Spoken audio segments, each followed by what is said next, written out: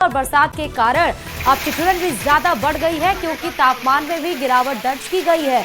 ओलावृष्टि से सर्दी के तेवर और ज्यादा तीखे नजर आएंगे। ओलावृष्टि से किसानों की चिंता भी बढ़ गई है। मौसम विभाग ने जिले के लिए ऑरेंज अलर्ट जारी किया है। ओलावृष्टि की चेतावनी भी जारी की गई है। पिलानी मौसम केंद्र पर 11.1 mm बरसात दर्ज हुई है। तो बढ़े सर्दी के असर में के बाद लोग अलाव भी ताप रहे हैं, चाय की चुस्कियां भी ले रहे हैं। लेकिन ये जो ओलावृष्टि हुई है, इस वजह से किसानों की चिंताएं जरूर बढ़ गई हैं, क्योंकि मावट तो गिरी थी उसके लिए ठीक है, लेकिन ये जो ओलावृष्टि हुई है इससे रबी की फसलों को नुकसान पहुंच सकता है और इसलिए किसानों की चिंताएं जरूर बढ़ गई हैं। लेकिन जो लोग हैं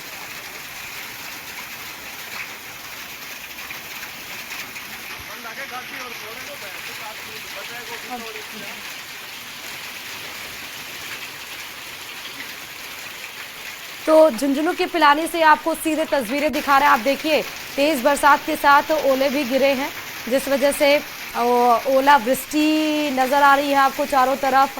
अब तापमान में गिरावट भी दर्ज हो जाएगी, जिस वजह से ठिठुरन और ज्यादा बढ़ जाएगी। लोग अलाव का सहारा भी ले रहे हैं और लेकिन एक तरफ किसानों की चिंताएं भी बढ़ गई हैं।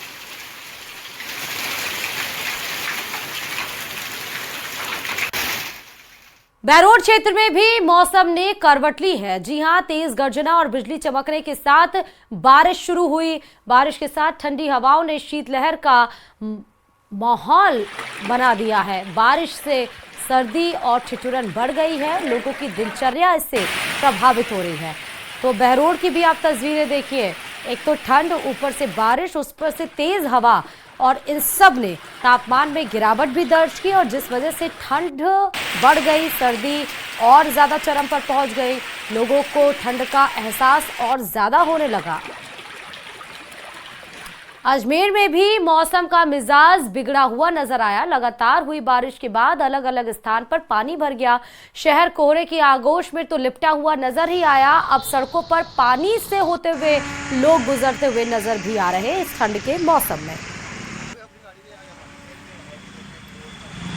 तो अजमेर में बारिश के बाद जिस जगह जगह जल जमाव की स्थिति भी पैदा हुई, जो गाड़ियों की रफ्तार है वो भरे हुए जमे हुए पानी के बीचों से होते हुए निकलते हुए नजर आ रहे हैं। और चले इस बीच आपको जोधपुर से बड़ी खबर बताते चले। IG range cyclone alert team की बड़ी कार्रवाई देखने को मिली। जस्साराम पाली, चित्तौड़ और बाड़मेर में ये वांछित था। बाबूराम और चेतन राम को गिरफ्तार किया गया है। एनडीपीएस एक्ट में मामले में इनामी आरोपी को गिरफ्तार किया गया है। ऑपरेशन मत गवैया के तहत इनको गिरफ्तार किया गया। शराब के नशे में पार्टी करते हुए गिरफ्तार किया गया है। तो एनडीपीएस एक्ट में इन मामलों में ये वांछित थे जिनकी गिरफ्तारी हुई है और उसके बाद ऑपरेशन मत गवैया के तहत इनको गिरफ्तार किया गया। शराब के नशे में पार्टी कर रहे थे, जिस दरमियान पुलिस ने कार्रवाई की IG range cyclone alert team की, और उस दरमियान इनको शराब के नशे में पार्टी के बीच से उठाकर गिरफ्तार किया गया। बड़ी कामयाबी हाथ लगी है जोधपुर के रेंज आईजी।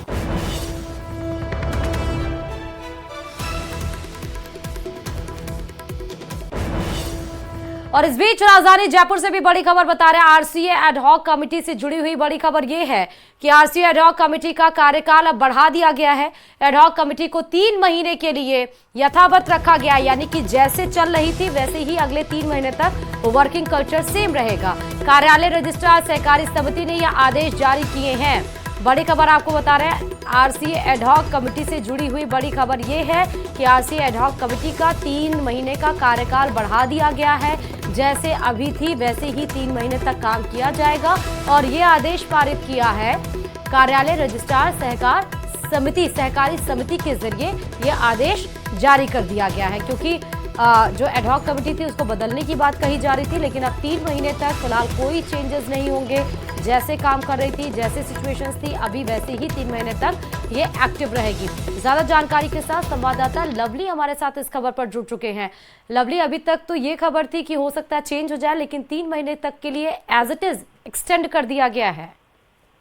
देखिए, आपसी विवाद चल रहे हैं एडहॉक कमेटी में। कई मसलों को लेकर के आम राय नहीं बन पा रही है और आपसी विवाद के बीच में जो है वो एडॉक कमेटी का कार्यकाल खत्म हो रहा था, तो 28 तारीख से इस कार्यकाल को बढ़ाने की जो घोषणा है वो कोऑपरेटिव रजिस्ट्रार जो है राजस्थान की कोऑपरेटिव समिति की मंजू राजपाल आईएएस अधिकारी है, उन्होंने इसका जो औपचारिक आदेश है वो जारी कर दिया है। और सबसे बड़ी बात यह है कि जो एडॉक कमेटी के चेयरमैन है जयदीप बियानी, उनके साथ में जो अन्य जो मेंबर्स हैं उनके बीच में आपसी गतिरोध जो है वो लंबे समय से चल रहा है, टीम के सिलेक्शन को लेकर के, टीम में चेंजेस को लेकर के और अन्य कामकाज को लेकर के। तो ऐसे में ये माना जा रहा था कि एडॉक कमेटी का कार्यकाल जो है वो अभी समाप्त होगा और नई कार्यकारिणी की घोषणा होगी या फिर चुनाव का ऐलान कभी भी हो सकता है, जैसा कि आरसीए में एक चुनाव की प्रक्रिया का प्रावधान है।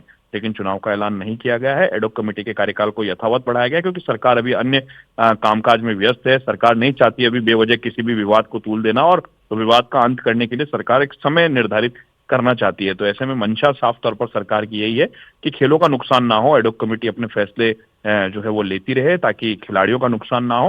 लेकिन दूसरी तरफ आरसीए के एडॉक कमेटी के अंदर जो ये तमाम सदस्य हैं जिनमें आपसी गतिरोध बरकरार है, चाहे वो धनंजय सिंह खींवसर हो जो कि स्वास्थ्य मंत्री के पुत्र हैं, और जो जयदीप बियानी जो कि विधायक हैं जिन्हें एडॉक कमेटी का चेयरमैन बनाया गया, इनके बीच में आपसी विवाद जो है वो खुल करके अब सामने आने लगे हैं, जिसमें साफ तौर पर जो है वो जगजाहिर हो चुके हैं, आम लोगों के बीच में आ चुके हैं। तो ऐसे में सरकार को ये भी देखना पड़ेगा कि खेलों का नुकसान ना हो आपसी विवाद के बीच में, और इस विवाद को सुलझाते हुए जो है इस विवाद का निस्तारण करते हुए सरकार को जो है आने वाले दिनों में जो है कुछ चुनाव भी हमको देखने को मिल सकते हैं। बहुत शुक्रिया लवली तमाम जानकारी देने के लिए इस खबर पर।